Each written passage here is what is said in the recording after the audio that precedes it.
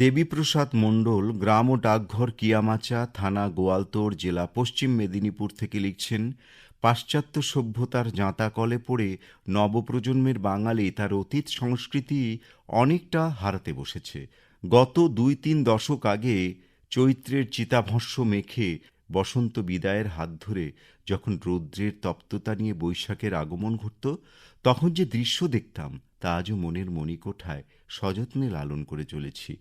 সকাল থেকে দেখতাম মা কাকিমাদের অশ্বত্থ গাছে ভক্তি ভরে জল দেওয়া, ছোলা বাতাসা গুড় দিয়ে সারা মাস জুড়ে এই ব্রত পালন চলত।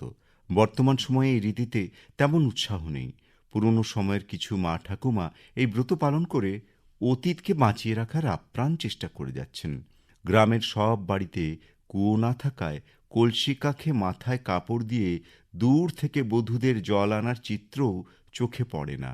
সেই সময় পুকুরের ঘাটগুলো সকাল থেকেই স্নানে আসা মানুষের ভিড়ে গমগম করত।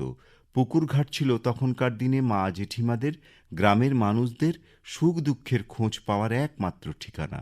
এখন বাড়ি বাড়ি জলের ব্যবস্থা ও বাথরুম থাকায় পুকুরঘাট অনেকটা জনশূন্য।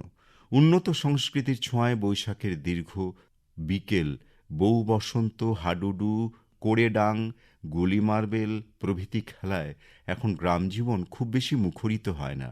পরিবর্তে মোবাইল গেম, কার্টুন ইত্যাদিতে মজে আছে গ্রামের নতুন প্রজন্ম।